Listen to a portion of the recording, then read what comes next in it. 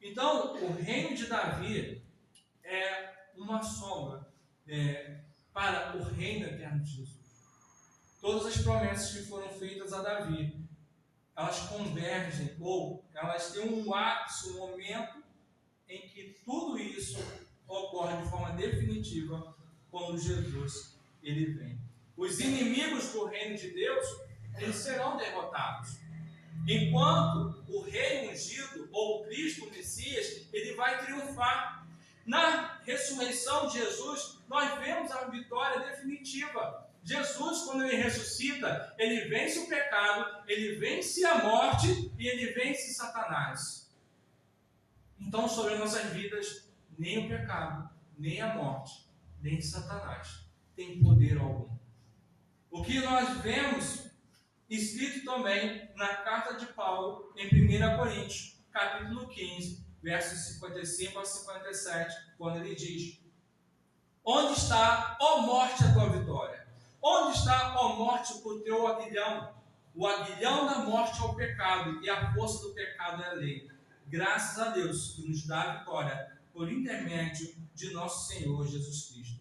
Então, o reino de Deus ele jamais será frustrado.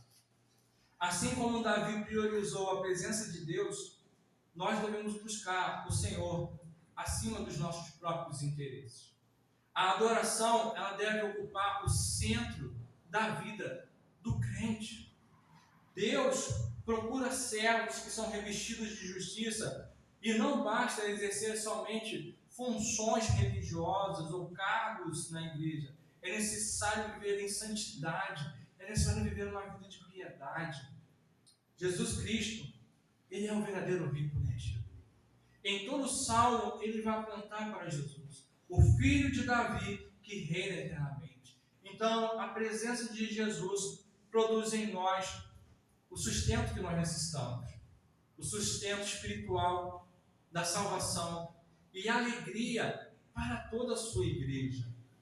A promessa feita ao rei Davi não poderia encontrar seu cumprimento pleno em reis que são reis humanos, reis falhos, mas somente em Jesus Cristo, porque Ele é o Rei eterno.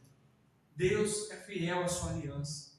Deus, Ele habita com a sua igreja. Deus, Ele estabelece para sempre o reino do seu Filho, Jesus, o Messias prometido. E ao lermos esse salmo, então, o que nós vemos é o que precisamos valorizar em nossa vida. Valorizar a presença de Deus acima de qualquer coisa.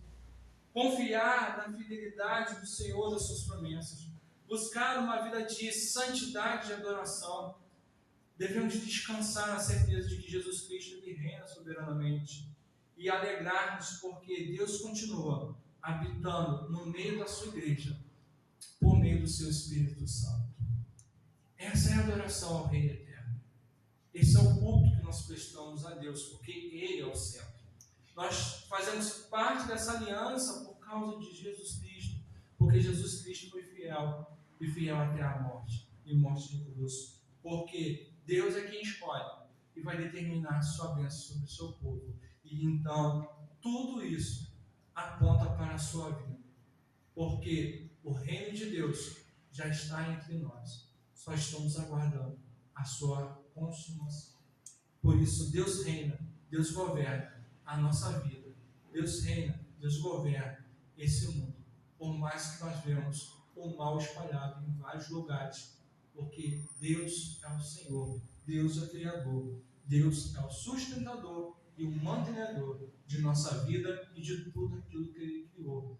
Não para nós, mas para a glória do nome dEle. Que Deus assim nos abençoe, irmãos.